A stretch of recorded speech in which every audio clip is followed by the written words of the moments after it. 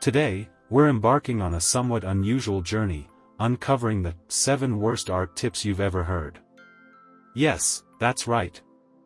While many discuss the secrets to artistic success, we're going to explore the other side of the coin.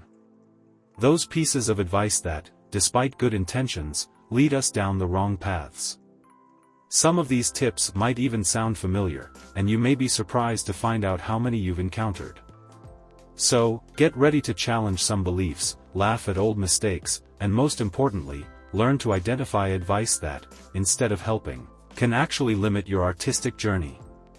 If this video helps you, subscribe to the channel and leave a like. By doing this, not only do you tell YouTube that you liked my channel, but you also signal to the algorithm that you're interested in this type of content, so it will end up recommending other creators who produce similar content. And of course, don't forget to share in the comments the worst art tips you've ever received.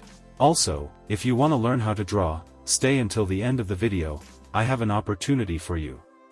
Let's go, join us on this artistic adventure full of insights and discoveries. The idea that artists should renounce social life in favor of incessant practice is a harmful myth that permeates the art world. This advice ignores a crucial aspect of creativity, inspiration that comes from life experiences. Interacting with others, we experience emotions, stories, and diverse perspectives that enrich our art. Furthermore, balancing social life and artistic work is essential for mental health. Prolonged isolation can lead to feelings of loneliness, anxiety, and depression, negatively affecting creative capacity. Social interaction is not just a form of relaxation but also an opportunity to receive feedback and support, fundamental aspects for artistic growth. The reality is that art is influenced by our experiences, the people we meet, and the environments around us. Ignoring this fact and focusing only on technical practice limits one's creative potential. By maintaining a healthy balance between social life and artistic practice, artists can enrich their works with emotional depth and authenticity, making them more impactful for the audience. Therefore, the tip to abandon social life to improve in art is not only impractical but also counterproductive. Art is an expression of life, and without experiencing life in its fullness, art can become stagnant and disconnected. The best works often arise from an artist's ability to absorb and reflect on human experiences, something only possible through a rich and varied social life. This advice, often heard in artistic circles, suggests that drawing without references is a sign of true skill and creativity. However, this perspective can be quite limiting and even detrimental to artistic development. Drawing from imagination, while a valuable skill, is not the only indicator of a talented artist. The use of references is a common and extremely beneficial practice, even for experienced artists. References are essential for understanding how objects, people, and scenarios interact in the real world. They help capture subtle details, correct proportions, and the interaction of light and shadow, elements that can be difficult to faithfully reproduce with imagination alone. Using references also allows the artist to study and understand different shapes, textures, and patterns, expanding their visual repertoire. Moreover, the notion that using references is a form of cheating is a major misconception. References are not about copying, but about learning and understanding. They are study tools that help build a solid foundation upon which imagination and creativity can flourish. By observing and drawing from references, artists enhance their observational skills, a crucial aspect of art. Refusing to use references can lead to repeating mistakes and slower artistic development. It's like trying to write a book without ever having read one. Thus, far from being a practice that limits creativity, the use of references is, in fact, a way to expand it, offering new horizons and possibilities for artistic expression. The pressure to develop a unique style is one of the biggest challenges faced by artists, especially beginners. Many believe that a unique style is what defines an artist, but this quest can become a counterproductive obsession. Style is often seen as a visual signature, something that separates an artist from others. In reality, style is something that develops naturally over time and practice. It's the organic result of your experiences, influences, learned techniques, and how you process and express these elements in your art. It's your own interpretation of the real world. Additionally, fixation on a unique style can prevent an artist from exploring new techniques and approaches. Art is a dynamic field, and experimentation is vital for growth and artistic development. The evolution of an artist's style often reflects their personal and professional journey, changing and maturing over time. Professionals in the art industry often need to mold and adapt to a style that a particular project demands. Art is a form of expression, and as such, should reflect the evolution of the artist as a person. The art you create today might be very different from the art you'll create in 10 years, and that's a positive and natural thing. Therefore, instead of focusing on finding a unique style from the start, artists should focus on learning and growing. Exploring different techniques, experimenting with various materials, and absorbing a variety of influences can enrich your art and, eventually, lead to the development of a style that is truly yours, in an organic and authentic way. One of the most persistent myths in the art world is the idea that the quality and effectiveness of art are directly linked to the cost of the materials used. This myth perpetuates the notion that to create high-level art, it's necessary to invest in expensive, branded materials. However, this is a limited view and often inaccessible for many artists, especially those who are just starting out. The truth is that an artist's skill, vision, and creativity are far more important than the price of the materials used. Talented artists are capable of creating impressive and expressive works with limited resources. In fact, restrictions in the use of materials can even spur creativity, forcing the artist to think more innovatively and fully explore the possibilities of the available resources. It's also important to consider that access to expensive materials can be a barrier for many aspiring artists. If the belief that only expensive materials are suitable for creating art prevailed, it would exclude many talented artists who simply don't have the means to acquire them. Therefore, it's essential to demystify this notion and encourage artists to explore and experiment with a variety of materials, regardless of cost. Art is an expression of creativity and vision, and these qualities are priceless. By focusing on skill development and creative exploration, artists can create meaningful and impactful works with any type of material.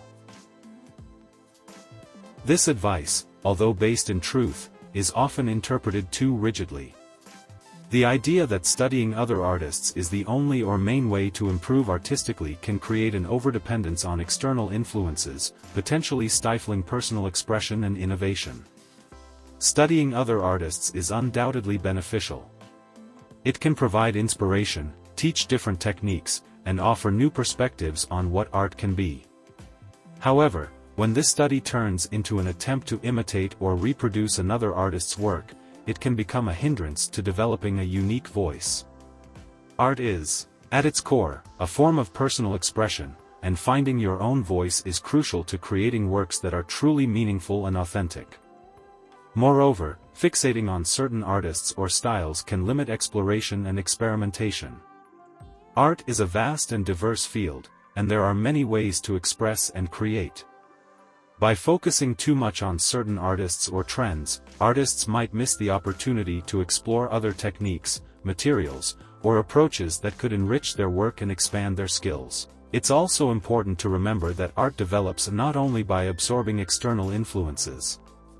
Personal experimentation, regular practice, and reflection on one's own work are equally important for artistic growth. Self-knowledge and self-expression are key components of art, and developing a deep understanding of your own interests, techniques, and messages is as important as studying the work of others.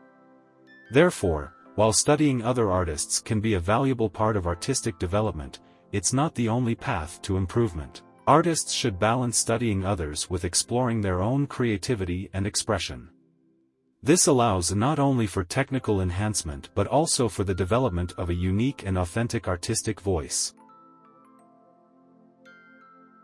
This advice is often given to artists as a way to encourage them to stay true to their vision, without being influenced by others' opinions.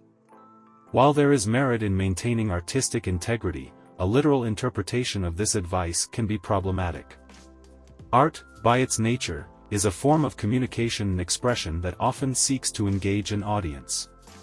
Completely disregarding others' perceptions and reactions can limit an artist's ability to connect and communicate effectively through their art. Feedback, when constructive and well-intentioned, can be a valuable tool for an artist's growth and refinement. It can offer new perspectives and insights about the work that the artist might not have considered. This kind of critique can help identify areas for improvement, open up new creative paths, and even increase the artist's understanding of how their work is perceived and interpreted. However, it's crucial to develop the ability to differentiate between constructive criticism and negative or demotivating comments. Art is subjective, and not all opinions will be useful or relevant. The ability to filter useful feedback and ignore destructive comments is essential for maintaining confidence and artistic integrity. Ultimately, the key is not to completely ignore what others think, but rather to find a healthy balance. Artists should trust their vision and expression, but also be open to dialogue and feedback. This balanced approach allows artists to remain true to their vision while growing and evolving through interactions with their audience and community. This is one of the most challenging and limiting myths in the art world. The idea that innate talent is a prerequisite for becoming an artist creates an artificial barrier that can discourage many people from exploring their creative potential. Firstly, art is a skill that can be developed and improved. Just like learning a language or playing an instrument, art requires practice, study, and time. Moreover, different forms of art require different skills and approaches. What might be considered talent in one area might not be necessary in another. For example, an excellent landscape painter might not be a great portraitist, and vice versa. Furthermore, artistic development involves much more than technical skill.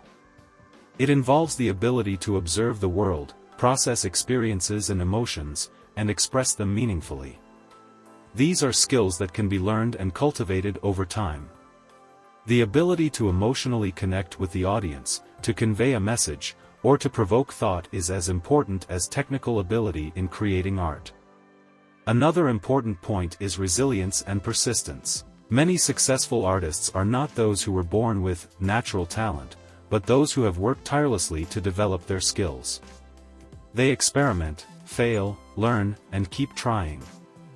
This perseverance is often a more reliable indicator of future success than any innate talent. In summary, talent is not a necessary condition to be an artist.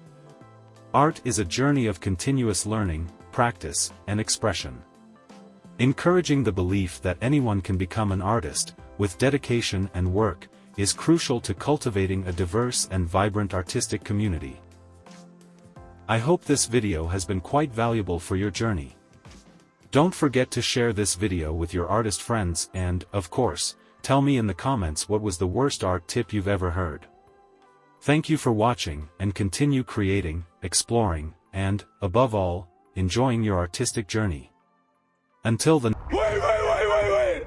The video isn't over yet. Do you want to learn digital art or take your skills to the next level? You need to check out Art School for Digital Artists. Professor Mark Brunet has been a professional artist for many years, including working at major companies like Blizzard Entertainment, and now he teaches art for a living. Art schools can be extremely expensive, or they might not even exist where you live. With that in mind, in this training, you will get a curriculum similar to traditional art colleges, but with better classes and for a fraction of the price. There are over 100 hours of amazing content, plus a dedicated Discord server for students to share their progress and help you achieve your goals, whether they are professional or just for a hobby. Click on the first link in the description. Join thousands of students and start your evolution now.